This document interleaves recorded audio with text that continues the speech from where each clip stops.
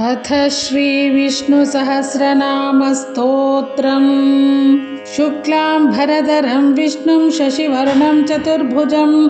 प्रसन्नवदनं ध्यायेत् सर्वविघ्नोपशान्तये। यस्य द्विरदवक्त्राद्यः पारिषद्यः परःशतं विघ्नं निघ्नन्ति सततं विश्वक्सेनमुपास्महे। नमो भगवते तस्मै व्यासाय मिततेजसे यस्य प्रसादाद् वक्ष्यामि नारायणकथामिमां। सम्यग् ज्ञायकलापेन महता भारतेन च उपबृंहितवेदाय नमो व्यासाय विष्णवे। नारायणं नमस्कृत्यं नरं चैव नरोत्तमं देवीं सरस्वतीं व्यासं ततो जयमुदीरयेत्। व्यासं वसिष्ठनप्तारं शक्तेः पौत्रमकल्मषं पराशरात्मजं वन्दे शुकतातं तपोनिधिं। व्यासाय विष्णुरूपाय व्यासरूपाय विष्णवे नमो वै ब्रह्मनिधये वासिष्ठाय नमो नमः। अविकाराय शुद्धाय नित्याय परमात्मने सदैकरूपरूपाय विष्णवे सर्वजिष्णवे। यस्य स्मरणमात्रेण जन्मसंसारबन्धनात् विमुच्यते नमस्तस्मै विष्णवे प्रभविष्णवे। नमः समस्तभूतानामादिभूताय भूभृते अनेकरूपरूपाय विष्णवे प्रभविष्णवे। ॐ नमो विष्णवे प्रभविष्णवे। श्रीवैशम्पायन उवाच श्रुत्वा धर्मान् शेषेण पावनानि च सर्वशः युधिष्ठिरः शान्तनवं पुनरेवाभ्यभाषत। युधिष्ठिर उवाच किमेकं दैवतं लोके किं वाप्येकं परायणं स्तुवन्तः कमर्चन्तः प्राप्नुयुर्मानवः शुभं। को धर्मः सर्वधर्माणां भवतः परमो मतः किं जपन्मुच्यते जन्तुर्जन्म संसारबन्धनात्। भीष्म उवाच जगत्प्रभुं देवदेवमनन्तं पुरुषोत्तमं स्तुवन्नाम सहस्रेण पुरुषः सततोत्थितः। तमेव चार्चयन् नित्यं भक्त्या पुरुषमव्ययं ध्यायन् स्तुवन् नमस्यन् च यजमानस्तमेव च। अनादिनिधनं विष्णुं सर्वलोकमहेश्वरं लोकाध्यक्षं स्तुवन् नित्यं सर्वदुःखादिगो भवेत्। ब्रह्मण्यं सर्वधर्मज्ञं लोकानां कीर्तिवर्धनं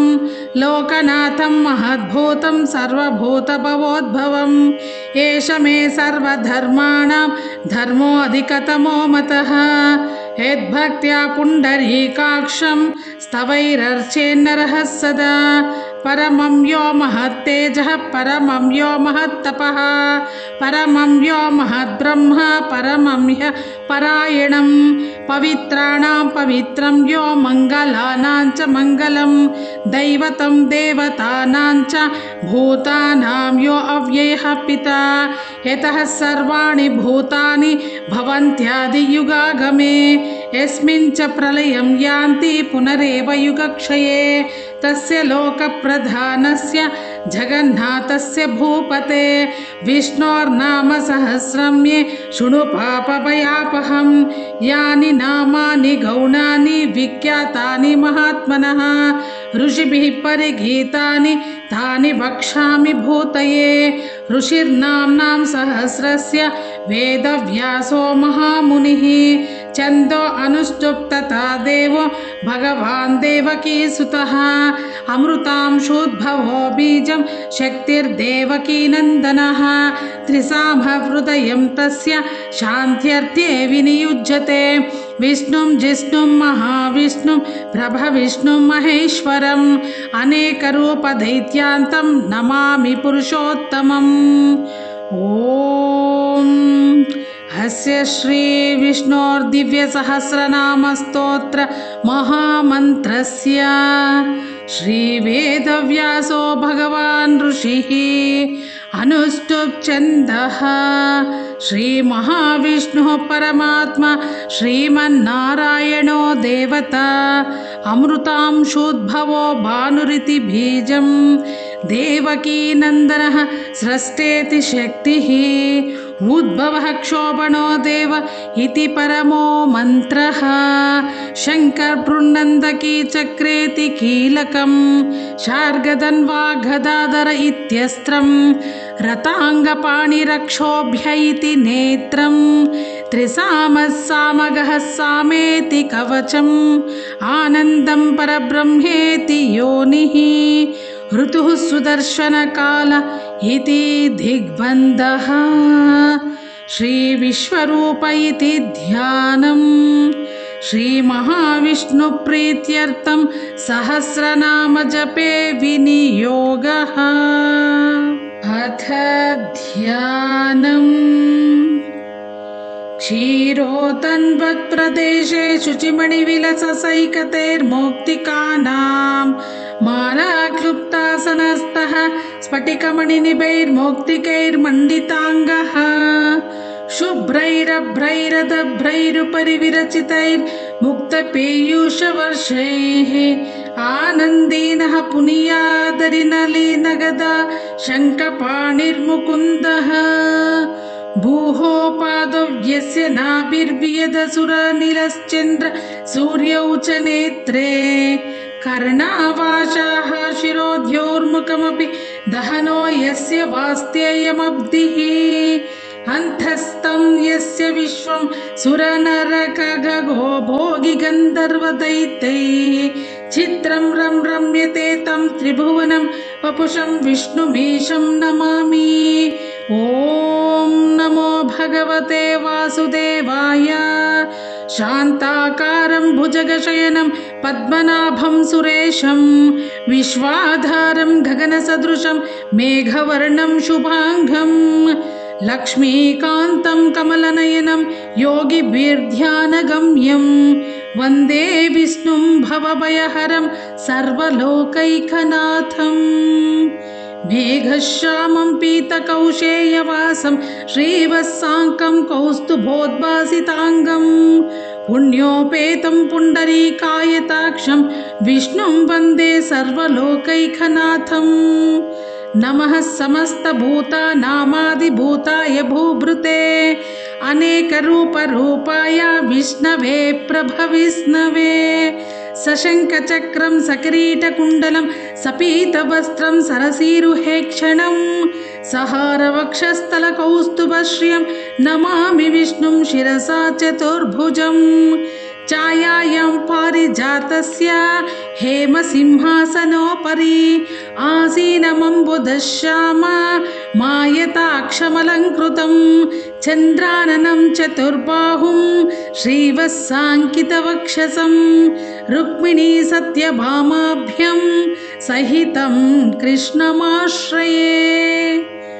ॐ विश्वस्मै नमः। विश्वं विष्णुर्वषट्कारो भूतभव्यभवत्प्रभुः भूतकृद्भूतभृद्भाव्यो भूतात्मा भूतभावनः भूतात्मा परमात्मा च मुक्तानां परमागतिः अव्ययः पुरुषः साक्षी क्षेत्रज्ञोऽक्षर एव च योगो योगविदां नेता प्रधानपुरुषेश्वरः नारसिंहवपुः श्रीमान् केशवः पुरुषोत्तमः सर्वः शर्वः शिवः स्थाणुर्भूतादिर्निद्रव्ययः सम्भवो भावनो भर्ता प्रभवः प्रभुरीश्वरः स्वयंभुः शम्भुरादित्यः पुष्कराक्षो महास्वनः अनादिनिधनो धाता विधाता धातुरुत्तमः अप्रमेयो ऋषिकेशः पद्मनाभो अमरप्रभुः विश्वकर्मा मनस्त्वष्टा स्तविस्थस्तविरो ध्रुवः अग्राह्यः शाश्वतः कृष्णो लोहिताक्षप्रतर्दनः प्रभूतस्त्रिककुब्धाम पवित्रं मङ्गलं परम् ईशानः प्राणदः प्राणो ज्येष्ठश्रेष्ठः प्रजापतिः हिरण्यगर्भो भूगर्भो माधवो मधुसूदनः ईश्वरो विक्रमी धन्वी मेधावी विक्रमः क्रमः अनुत्तमो दुराधर्षः कृतघ्नः कृतिरात्मवान् सुरेश शरणं शर्म विश्वरेतः प्रजाभवः अहः संवत्सरो व्यालः प्रत्ययः सर्वदर्शनः अजः सर्वेश्वरः सिद्धः सिद्धिः सर्वादिरच्युतः वृषा कपिरमेयात्मा सर्वयोगविनिस्मृतः वसुर्वसुमनः सत्यः समात्मा असमितः समः अमोघः पुण्डरीकाक्षो वृषकर्मा वृषाकृतिः रुद्रो बहुशिरा बभ्रुर्विश्वयोनिः शुचिश्रवः अमृतः शाश्वतस्ताणुर्वरारोहो महातपः सर्वगः सर्वविद्वानुर्विश्वक्सेनो जनार्दनः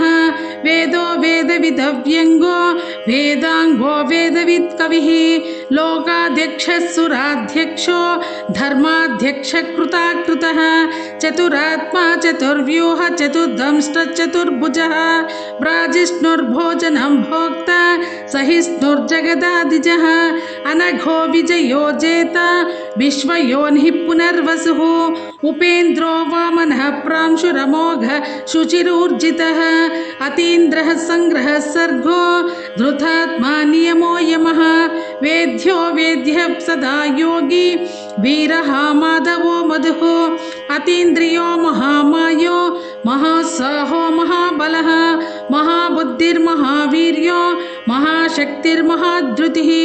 अनिर्देश्य वपुः श्रीमान् अमेयात्मा महादृदृक् महेश्वासो महीभर्ता श्रीनिवासः सताङ्गतिः अनिरुद्धः सुरानन्दो गोविन्दो गोविदाम्पतिः मरीचिर्दमनो हंसः सुपर्णो भुजगोत्तमः हिरण्यनाभः सुतपः पद्मनाभः प्रजापतिः अमृत्युः सर्वदृक्सिंहः सन्धाता सन्धिमान् स्थिरः अजो दुर्मर्षणः शास्ता विश्रुतात्मा सुरारिः गुरुर्गुरुतमो धामः सत्यः सत्यपराक्रमः निमिषो अनिमिषः स्रग्वी वाचस्पतिरुदारधिः अग्रणी ग्रामणिः श्रीमान् न्यायो नेता समीरणः सहस्रमूर्ध विश्वात्मा सहस्राक्षः सहस्रपात् आवर्तनो निरुद्धात्मा संवृतः सम्प्रमर्दनः अहः संवर्तको वह्निरनिलो धरणीधरः सुप्रसादः प्रसन्नात्मा विश्वदृग्विश्वभुग्विभुः सत्कर्ता सत्कृतः साधुर्जुह्नुर्नारायणो नरः असंख्येयो अप्रमेयात्मा विशिष्टशिष्टकृश्चिः सिद्धार्थसिद्धसङ्कल्पः सिद्धिदः सिद्धिसाधनः वृषा हि वृषभो विष्णुर्वृषपर्व वृषोदरः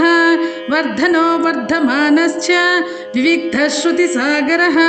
सुभुजो दुर्धरो वाग्मी महेन्द्रो वसुधो वसुः नैकरूपो बृहद्रूपः शिपिभिष्टः प्रकाशनः ओजस्तेजोद्युतिधरः प्रकाशात्मा प्रतापनः रुद्धः स्पष्टाक्षरो मन्त्र चन्द्रांशुर्भास्करद्युतिः अमृतांशूद्भवो भानुः शशबिन्दुः सुरेश्वरः औषधं जगतः सेतुः सत्यधर्मपराक्रमः भूतभव्यभवन्नाथः पवनः पावनो नलः कामः कामकृत्कान्तः कामः कामप्रदः प्रभुः युगादिकृद्युगावर्तो नैकमायो महाशनः अदृश्यो व्यक्तरूपश्च सहस्रजितनन्दजेत् इष्टो विशिष्टशिष्टेष्टः शिखण्डी नहुषो रुषः क्रोधः क्रोधकृत्कर्ता विश्वबाहुर्महीधरः अच्युतः प्रतितः प्राणः प्राणदो वासवानुजः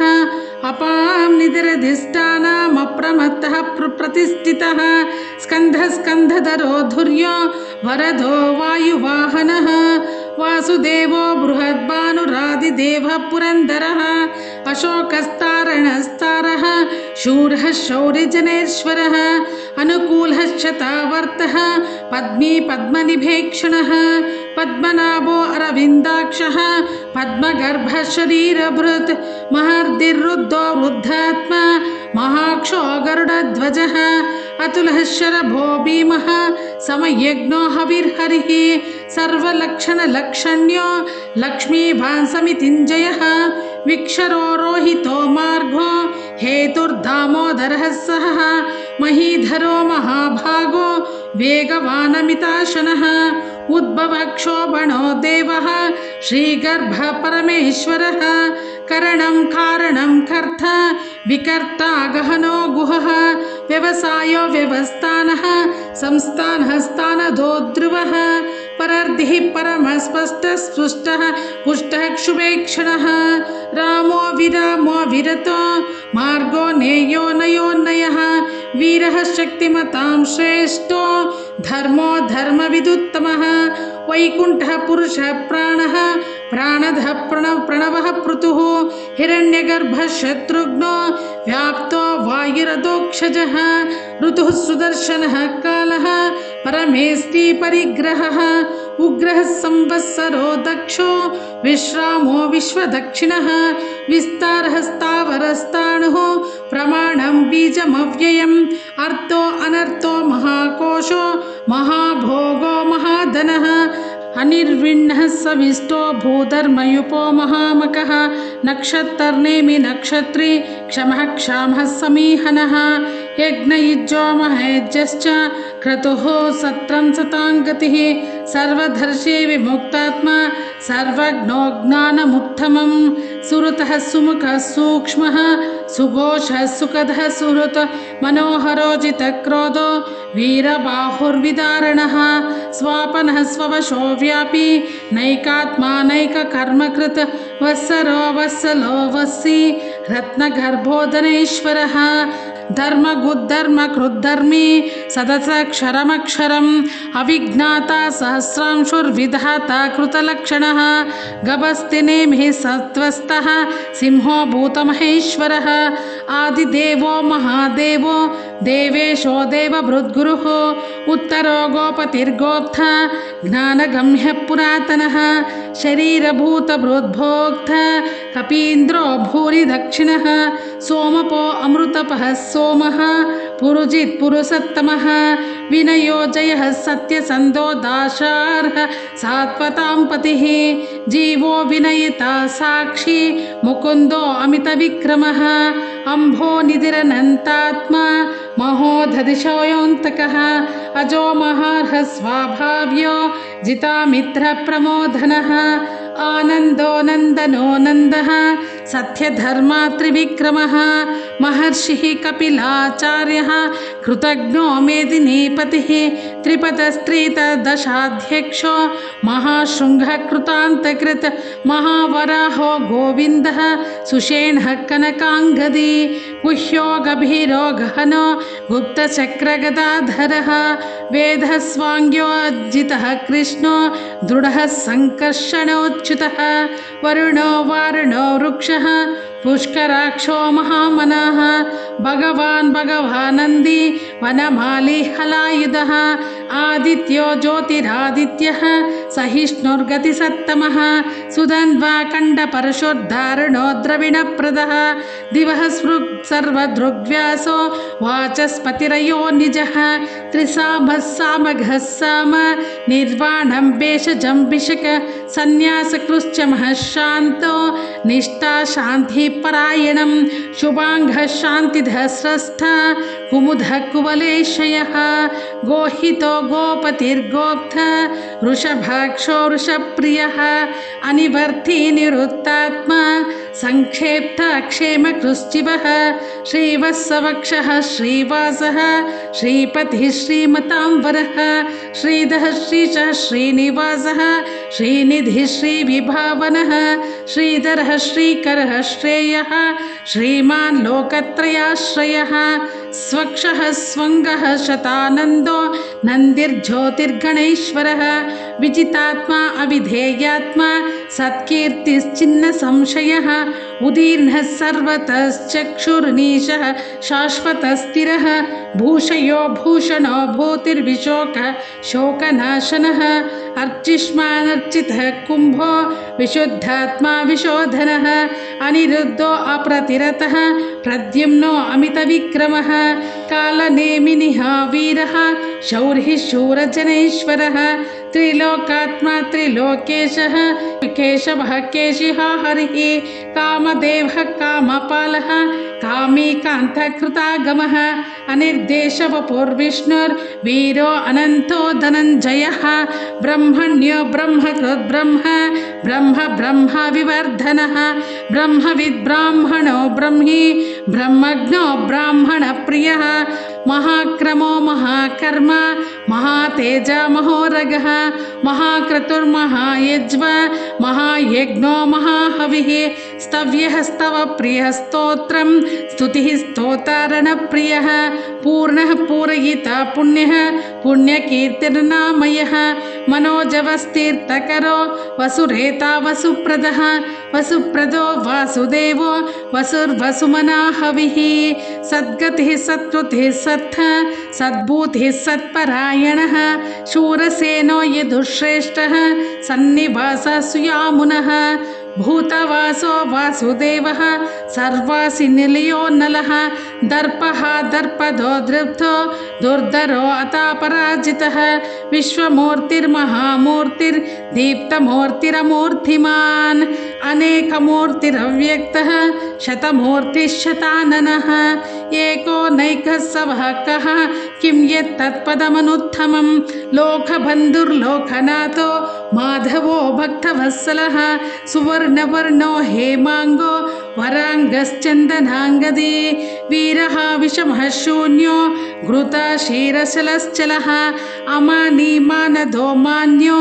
लोकस्वामी त्रिलोकदृक् सुमेधा मेधजो धन्यः सत्यमेधाधराधरः तेजो ऋषोद्युतिधरः सर्वशस्त्रभृताम्बरः प्रग्रहो निग्रहो व्यग्रो नैकशृङ्गो गदाग्रजः चतुर्मूर्तिर्चतुर्बाहुश्चतुर्व्यूह चतुर्गतिः चतुरात्मा चतुर्बाहुश्चतुर्वेद विदेकपात् समावर्तो अनिरुक्तात्मा दुर्जयो दुरतिक्रमः दुर्लभो दुर्गमो दुर्गो दूरवासो दुरारिः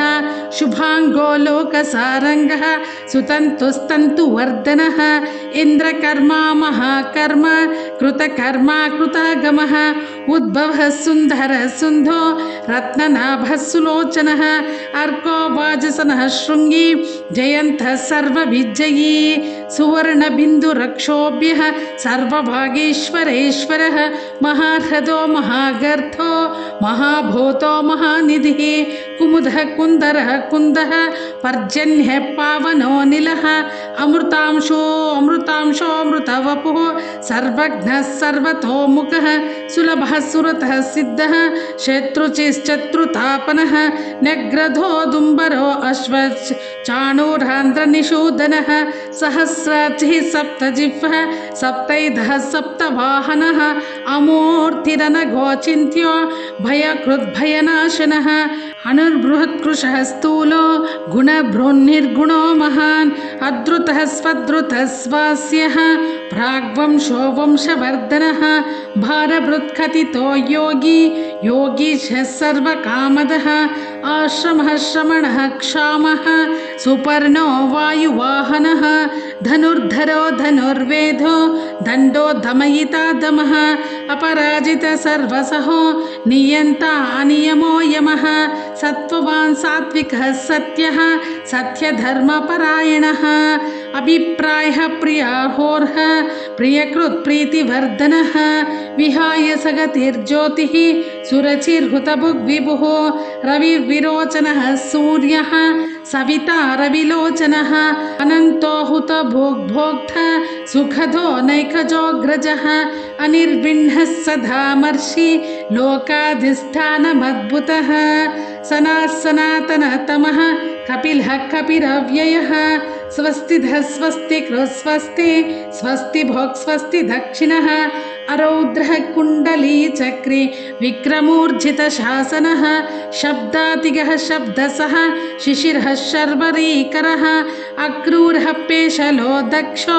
दक्षिणः क्षमिणाम्बरः विद्वत्तमो वीतभयः पुण्यश्रवणकीर्तनः उत्तारणो दुष्कृतिः पुण्योद्भुस्वप्ननाशनः वीरः रक्षणः सन्तो जीवनः पर्यवस्थितः अनन्तरूपो अनन्तश्रीर्जितमन्युर्भयापः चतुरश्रोघभीरात्मा विदिशो व्यादिशो दिशः अनादिभूर्भवो लक्ष्मीः सुवीरो रुचिराङ्गदः जननो जनजन्मादिर्भीमो भीमपराक्रमः आधारनिलयो आधाता पुष्पहास प्रजागरः ऊर्ध्वगः सत्पथाचारः प्रणदः प्रणवः पणः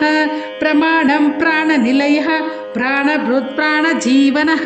तत्त्वं तत्त्वविदेकात्मा जन्म मृत्युजरातिगः भूर्भुवः स्वस्तरोस्तारः सविता प्रपितामहः यज्ञो यज्ञपतिर्यज्ञ यज्ञाङ्गो यज्ञवाहनः यज्ञभृद्यज्ञकृद्यज्ञे यज्ञभोग्यज्ञसाधनः यज्ञान्तकृद्यज्ञगुह्य मन्नमन्नाद एव च आत्मयोनिः स्वयं जातो वैखानः सामगायनः देवकीनन्दनस्रष्ट क्षितीशः पापनाशनः शङ्खबृन्नन्दकी चक्रे शार्गधन्वा गदाधरः रताङ्गपाणिरक्षोभ्यः सर्वप्रहरणायुधः ॐ नमः इति वनमाली गदीशाङ्गी शङ्की चक्री च नन्दकी श्रीमन्नारायणो विष्णुर्वासुदेवो अभिरक्षतो वनमाली गदीशाङ्गी शङ्की चक्री च नन्दकी श्रीमन्नारायणो विष्णुर्वासुदेवो अभिरक्षतो वनमाली गदीशाङ्गी शङ्की चक्री च नन्दकी श्रीमन्नारायणो विष्णुर्वासुदेवो अभिरक्षतो अथ फलश्रुतिः भीष्म उवाच इतीदं कीर्तनीयस्य केशवस्य महात्मनः नाम्नां सहस्रं दिव्य नामशेषेण प्रकीर्तितं य इदं शृणुयात् नित्यं यश्चापि परिकीर्तयेत् नाशुभं प्राप्नुयात् किञ्चित् सोमुत्रेह च मानवः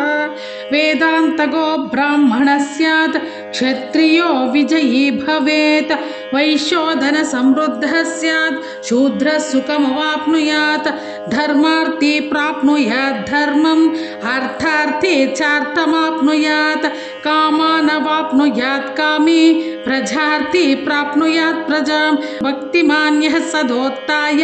शुचि सद्गतमानसः सहस्रं वासुदेवस्य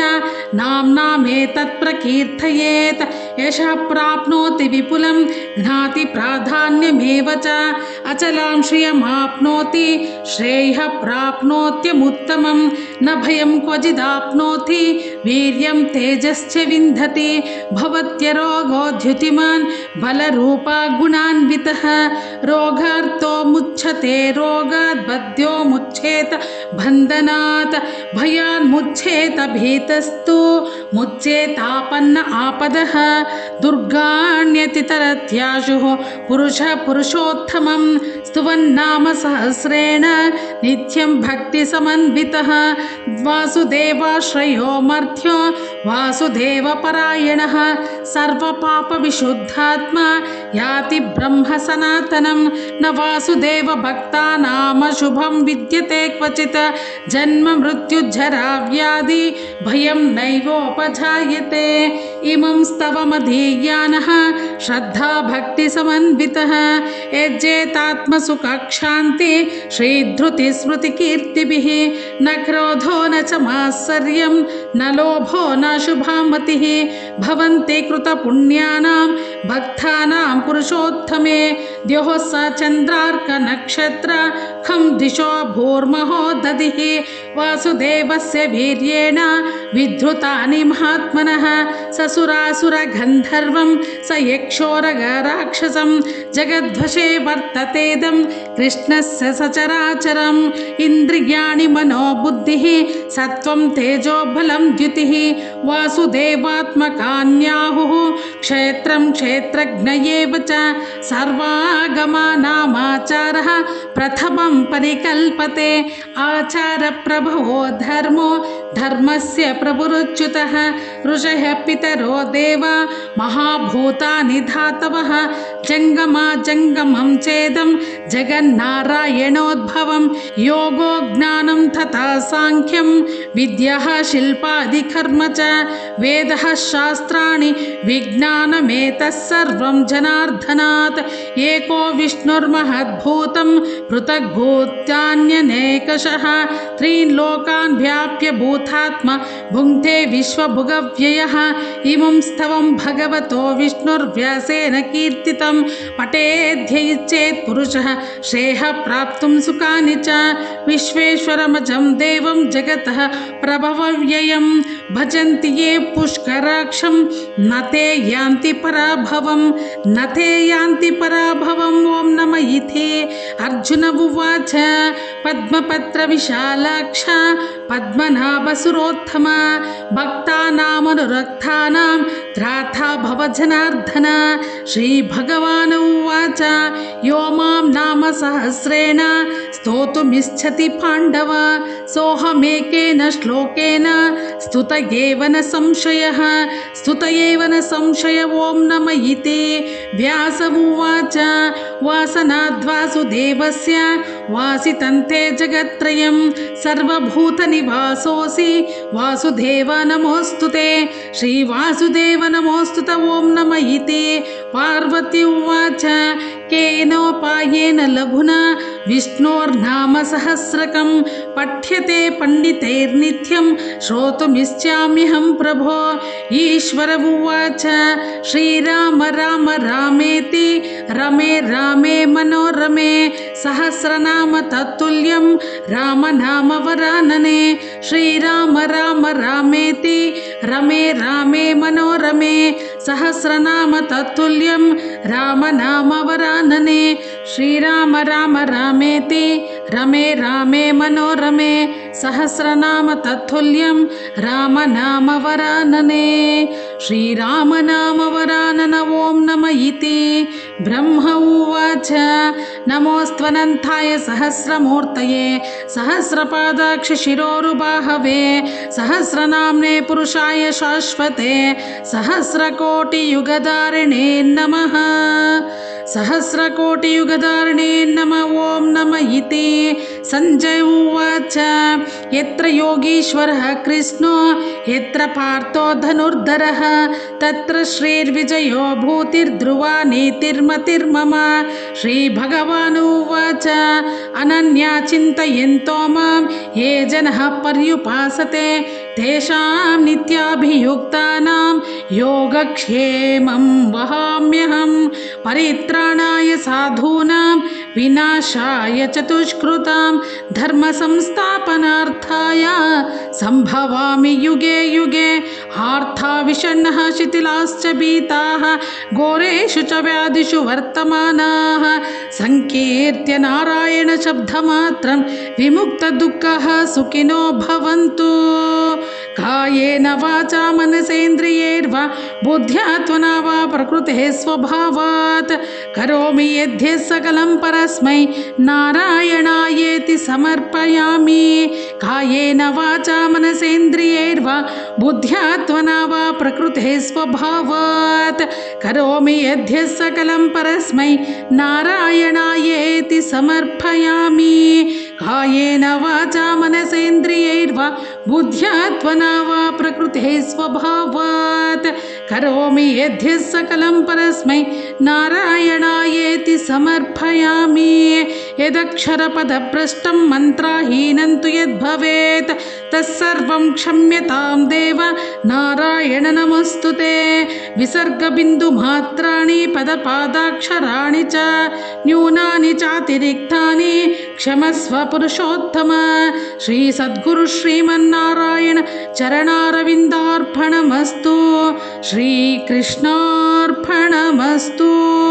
ॐ तत्सत् इति श्रीविष्णोर्दिव्यसहस्रनामस्तोत्रं सम्पूर्णम्।